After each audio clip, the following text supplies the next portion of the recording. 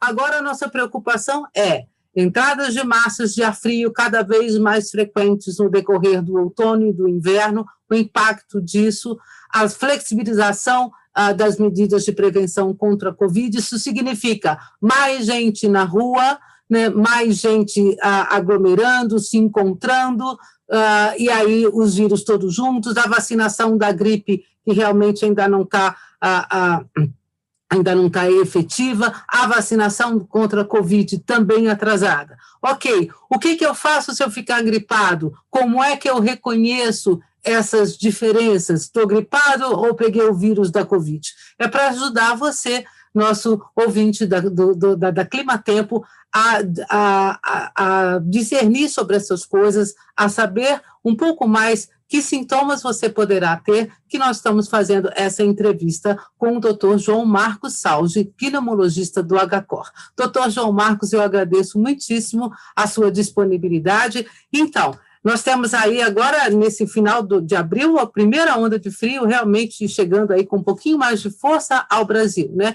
E aí, nesse período de flexibilização, os vírus de gripes e o vírus de Covid, tudo misturado. Eu gostaria, então, que o senhor pudesse orientar as pessoas em relação, assim, ao que fazer, que sintomas que nós vamos ter, como é que a pessoa pode diferenciar, eu estou gripado ou estou realmente com um sintoma de Covid?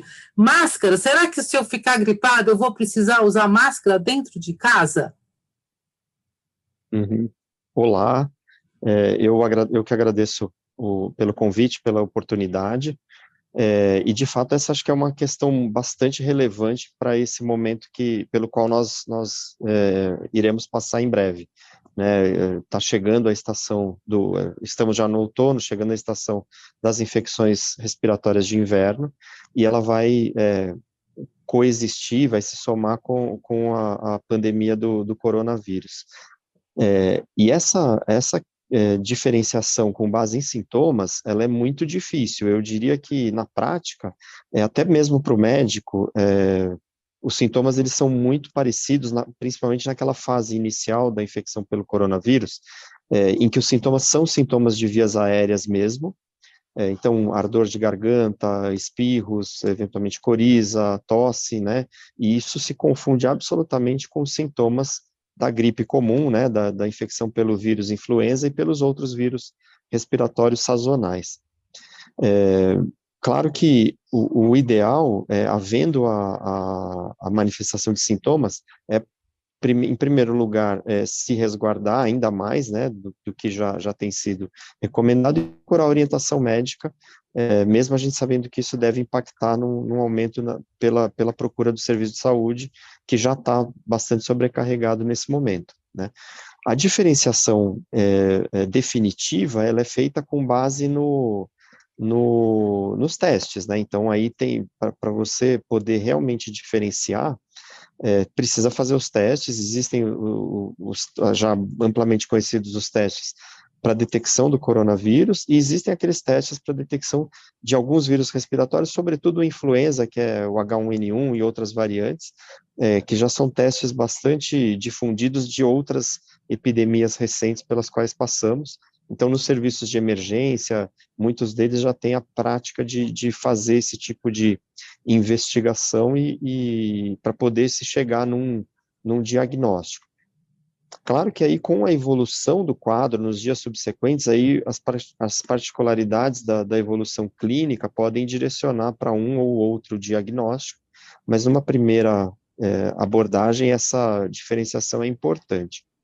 Só acho que uma questão que pelo menos um dado positivo aí, que dentro desse desafio, lembrar o seguinte, que a prevenção que é feita, né, as medidas de distanciamento, de cuidado, de higienização e de uso de máscaras, que estão sendo muito difundidas aí para a prevenção da disseminação do coronavírus, elas também servem para prevenir a disseminação dos outros vírus respiratórios. Então, nesse sentido, e a gente vivenciou isso no ano passado, a incidência de gripe, enfim, de infecções respiratórias pelos vírus sazonais, ela foi menor, muito em função da Da condição... prevenção das pessoas, né? De todo mundo usando Exatamente. máscara, mais tempo em casa, né? Então você ficou, na verdade, menos exposto a esse ar virótico, né? Que a gente tem lá fora, né? Exatamente. Mas ainda assim, doutor João Marcos, é, assim, nós sabemos que o impacto essas bruscas quedas de temperatura, elas são fatais, né? Assim, alguém sempre começa a ficar com um resfriado, uma gripe, né? Por exemplo, seria necessário, por exemplo, uma espécie de uma quarentena mesmo em casa, ou seja, você está sentindo que você está gripado, né? Por exemplo, o que ele poderia tomar? É um antigripal normal, ou não toma nada, ou nós poderíamos ter, por exemplo, o uso de máscara, a separação, por exemplo, de objetos que você usa, talheres, por exemplo. Esse tipo de ação é interessante se a pessoa diz assim, estou sentindo que eu estou gripado. Eu diria que sim, por, em parte pelo contexto da pandemia do coronavírus que nós vivemos e pela dificuldade de diferenciar esses sintomas, né, sendo atribuíveis ou a uma gripe comum ou ao coronavírus, então acho que nesse sentido sim, mas eu diria até mais, que mesmo antes da pandemia de coronavírus, essas medidas, elas já seriam recomendáveis, né, alguém que está com sintomas de gripe, é, ela deveria já ter, talvez isso não seja muito da nossa cultura aqui, latina, mas os asiáticos já faziam isso, eles se resguardam, usam máscara para proteger As outras pessoas, né? as outras pessoas, exatamente, até porque é, as epidemias, né, e os períodos aí de infecção sazonal por H1N1 têm um impacto de saúde, de mortalidade, de quadros graves,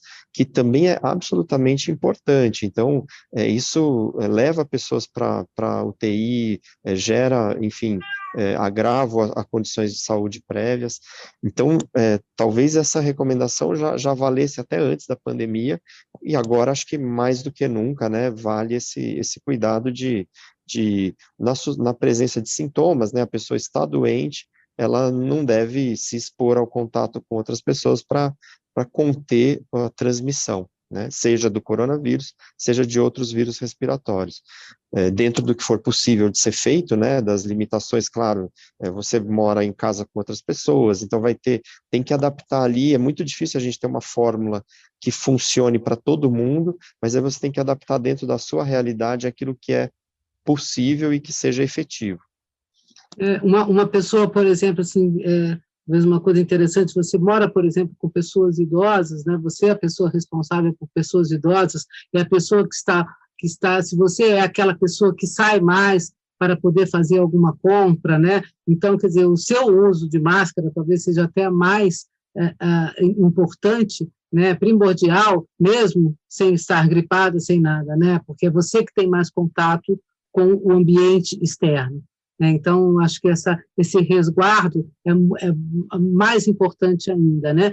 E lembrar, acho que, por exemplo, sei lá, as pessoas que pegam mais transporte público, né? Agora, acho que os cuidados são ainda maiores, né? Porque você não vai ter só Covid, a gente sabe que essa é uma época onde esses vírus gripais, eles são mais disseminados, né? Então, acho que o uso de máscara é ainda mais importante, né? Ainda, nós não podemos realmente... Acho que nós nunca mais vamos deixar de usar máscara, viu, doutor João? Né? Quer dizer, a máscara evita que você transmita não só o vírus da Covid, mas os outros vírus gripais, né? Para as outras pessoas. Doutor Marcos, só mais uma questão. Em relação a esses testes, por exemplo, de Covid, né? A pessoa, por exemplo, para lá, ela se encaminhar sei lá, uma febre mais persistente, qual é o sintoma que poderia levar assim, não, preciso fazer um teste, porque isso não é mais uma gripinha só, estou me sentindo estranho. Sabe, um iniciozinho, né, para ela ir procurar esse teste. A gente sabe que as farmácias hoje têm, né? O que seria? O espectro de sintomas da COVID é muito amplo, né? Porque ela vai desde quadros graves, né, que levam as pessoas para os hospitais e para as UTIs, mas na outra ponta desse espectro, você tem pessoas que ficam totalmente assintomáticas, ou que têm sintomas muito leves e de curta duração, né, numa fase inicial e depois se resolve espontaneamente. Por isso que é difícil a gente dar uma orientação assim, a partir de tal sintoma, isso é suspeito para COVID e deve merecer uma atenção ou uma investigação diagnóstica mais específica. No lugar disso, eu acho que, assim, nesse contexto, qualquer sintoma respiratório levanta a possibilidade de ser COVID, né? Então, seja tosse, dor de garganta, sintomas gerais, como febre, mal-estar, dores no corpo, o que talvez seja o chamariz, assim, mais específico que ganhou essa conotação, aquela questão de perda de olfato e paladar. Isso ficou muito marcante para o coronavírus, mas não é a maioria dos pacientes que apresenta esse sintoma, então não espere ter esse tipo de comprometimento para daí sim, só então suspeitar de coronavírus, por um lado, e por outro lado, a perda de olfato e paladar num grau menor, assim, a alteração de olfato e paladar pelo componente de congestão nasal, pode acompanhar outros vírus também. Então, até nesse ponto, é difícil a gente orientar, assim, sintomas específicos que devam direcionar para um ou outro diagnóstico. Aí vai ter que ser avaliação médica mesmo num determinado momento e o segmento evolutivo, entendendo como vão andar esses sintomas nos dias subsequentes para fazer o diagnóstico. E acho que aí o grande segredo, talvez a grande questão seja disponibilizar de fato os testes, né, tanto para coronavírus e talvez reforçar mesmo que os serviços de saúde, de emergência, pronto atendimento, disponham de testes para os vírus, teste rápido para vírus influenza, por exemplo. Isso pode ser uma ferramenta muito importante para diferenciar ali no ponto de atendimento, né? Bom, então acho que o nosso maior recado aí ao menor sinal de alguma congestão nasal, alguma situação que possa se assemelhar, né, a um estado gripal, ou seja, proteção maior ainda, né, como se, assim, para realmente impedir ou minimizar ao máximo que você transmita, seja lá que vírus você tiver. Né? Exato, exato. Acho que acho que talvez seja o recado mais importante. Não assim, teve um primeiro sintoma qualquer leve, isso não deve causar pânico ou desespero na pessoa, porque pode ser COVID, mas assim, eventualmente pode, mas não quer dizer que será um COVID que vai cursar com forma grave, e pode ser outro vírus também. Mas acho que o que é prático e que pode impactar na vida das pessoas ao redor e da disseminação enfim, dessa condição de saúde pública que a gente vive, é exatamente isso.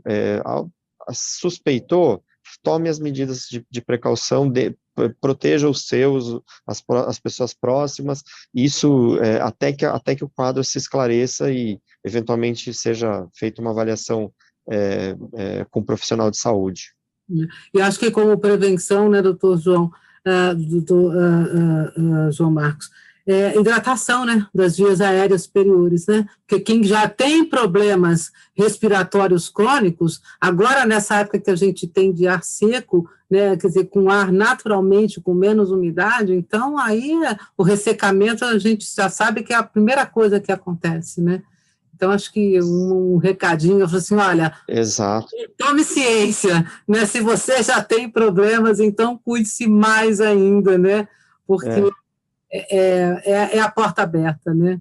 Exato, isso, e essas medidas funcionam, e acho que até nessa linha, acho que você lembrou bem, outra variável que entra em jogo são os quadros alérgicos, né? Então, que também nesse período do ano tendem a se manifestar em maior intensidade, e que também os sintomas muitas vezes confundem, né, com de resfriado, gripe, então é mais uma variável, e acho que assim, quem já tem essa condição alérgica, né, rinite alérgica, asma, é interessante nesse momento dedique uma especial atenção para o controle desses sintomas. Então, faça um contato com o seu médico, reforce as orientações, receba os ajustes de medicação que se façam eventualmente necessários, para que daí seja uma ponta de vulnerabilidade a menos e um fator de confusão também a menos para não entrar nessa mistura de sintomas, né?